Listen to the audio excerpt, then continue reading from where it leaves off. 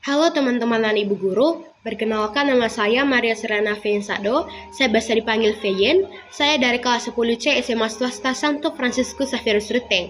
Di kesempatan kali ini, saya akan membahas tentang materi bentuk-bentuk musik dalam mata pelajaran seni budaya. Bentuk musik yang mau dipelajari yaitu musik vokal dan musik instrumental. Yang pertama, musik vokal. Pengertian dari musik vokal adalah jenis bunyi yang ditimbulkan oleh suara manusia. Ada jenis musik vokal. Yang pertama, jenis-jenis vokal. Ada 7 jenis vokal yang ada dalam teori musik. Yang pertama, solo, yaitu nyanyian tunggal oleh seorang penyanyi. Yang kedua, duet, nyanyian yang dibawakan 2 orang penyanyi dalam paduan suara. Yang ketiga, trio, nyanyian yang dibawakan oleh 3 penyanyi dalam paduan suara. Yang keempat, kuartet, yaitu nyanyian yang dibawakan 4 orang penyanyi dalam paduan suara. Yang kelima, quintet, nyanyian yang dibawakan 5 orang penyanyi dalam paduan suara. Yang keenam, sextet, yaitu nyanyian yang dibawakan 6 orang penyanyi dalam paduan suara. Yang terakhir yaitu kor, suatu paduan suara besar yang terdiri dari puluhan atau ratusan penyanyi. Yang kedua, jenis-jenis nyanyian. Jenis-jenis nyanyian ada 5. Yang pertama itu requiem, nyanyian pada upacara gereja Kristen untuk mengenangkan orang telah meninggal dunia. Yang kedua, himne, yaitu nyanyian pujian kepada Tuhan, tanah air, dan pahlawan. Yang ketiga, koral, nyanyian gereja pada kebaktian umum dalam satu suara. Yang keempat, serenade, yaitu nyanyian sore hari untuk menghormati seorang tamu atau pembesar. Yang kelima, kanon, yaitu suatu nyanyian berupa paduan suara berkelompok yang dibawakan secara bergilir atau susul menyusul kelompok demi kelompok. Yang kedua itu musik instrumental. Musik instrumental yang lebih besar dapat digolongkan ada 7 jenis, yaitu yang pertama, konser. Konser adalah suatu penggelaran dengan menggunakan satu jenis alat musik utama, misalnya konser piano, konser biola, dan lain-lain. Yang kedua, orkes, yaitu pergelaran musik dengan menggunakan seperangkat alat musik sejenis, misalnya orkes dari alat-alat musik tiup saja, atau orkes dari alat-alat musik yang dipetik saja. Yang ketiga, orkes simfoni. Orkes raksasa atau besar yang terdiri dari berbagai jenis alat musik. Orkes simfoni terbagi dalam seksi-seksi, dan tiap seksi terdiri dari alat-alat musik sejenis yang terbagi menurut jenis suara. Yang keempat, orkes fanfare. Orkes yang dalam penggelarannya hanya menggunakan alat musik tiup yang dibuat dari logam, misalnya orkes trompet dan saksofon. Yang kelima, orkes kamar. Orkes yang pemainnya terdiri atas 5-15 orang dan menggunakan alat musik yang bermacam-macam atau bebas. Yang keenam, orkes string. Orkes yang dalam penggelarannya hanya menggunakan alat musik yang digesek atau misalnya orkes biola. Yang ketujuh, orkes gambus. Orkes yang menggunakan alat musik gambus sebagai alat musik utama. Berbagai jenis musik yang lain. Ada beberapa jenis musik lain yang mau dipelajari, antara lain yang pertama, musik keagamaan, musik khusus untuk upacara agama. Musik ini berasal dari zaman purba di mana orang masih menyembah dewa-dewa atau berhala-berhala. Yang kedua, musik gerejawi, musik khusus untuk upacara liturgi agama Kristen pada kebaktian di gereja. Jenis musik ini adalah vokal dengan iringan orgel. Jenis ini dimaksudkan sebagai pemujaan kepada Tuhan. Yang ketiga, musik klasik. Musik yang berasal dari kebudayaan tertentu dengan mutu seni yang tinggi dan banyak digemari dalam dunia. Musik klasik dapat dipertahankan sepanjang masa dan dihargai sebagai musik standar dari suatu bangsa. Yang keempat, musik nasional. Musik yang bersifat kebangsaan.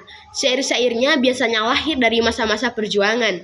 Musik ini banyak bertema tentang pemujaan kepada tanah air dan bangsa. Yang kelima, opera. Suatu pementasan sandiwara yang dilakonkan dengan musik vokal atau sandiwara dengan nyanyian dan musik. Yang keenam, pasio. Opera kecil tentang kisah sengsara Yesus. Yang ketujuh, sonata, yaitu suatu hidangan musik instrumental yang merupakan bagian dari suatu konser besar. Yang ke-8, nocturne, musik malam hari atau musik menjelang tidur. Yang ke-9, preludium atau bagian pembuka dari suatu karya musik besar. Yang ke-10, postludium, bagian penutup dari suatu karya musik besar. Setelah itu, kita akan menjelaskan tentang akor nada dan lagu. Akor adalah susunan nada yang terdiri dari 3 buah nada atau lebih, yang dimainkan atau dibunyikan secara bersamaan atau serempak. Dengan kata lain, akor merupakan kumpulan 3 nada atau lebih yang jika dimainkan secara bersamaan akan terdengar harmonis. Contoh alat musik yang bisa memainkan akor adalah gitar, organ atau keyboard, setelah itu angklung, kolintang, dan sebagainya. Teknik membunyikan akor-akor ini tetap mengikuti aturan musik yang sudah berlaku dengan memperhatikan susunan nada-nada yang ditetapkan. Tingkatan akor trinada atau 3 nada. Sebelum kita menyusun akor trinada, ada beberapa hal yang harus diperhatikan. Yang pertama, penyusunan akor mayor selalu memperhatikan jarak interval nada, yaitu 1, 1, setengah, 1, 1, 1, setengah.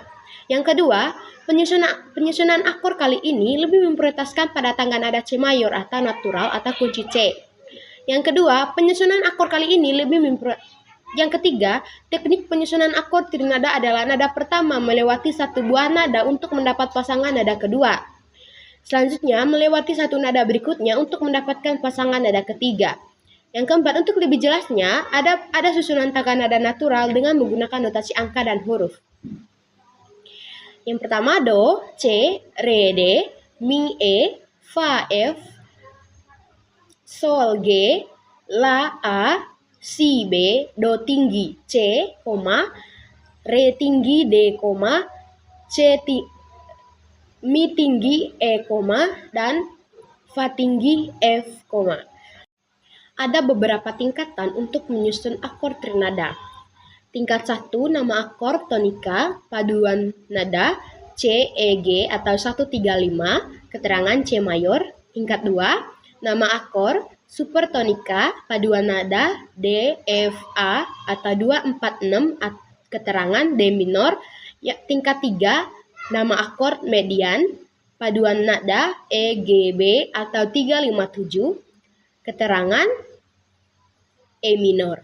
Tingkat 4, subdominan, paduan nada F, A, C, atau 4, 6, dan 1, keterangan F mayor. Tingkat 5, dominan, paduan nada G, B, D atau 572 dengan keterangan G mayor. Tingkat 6, submedian,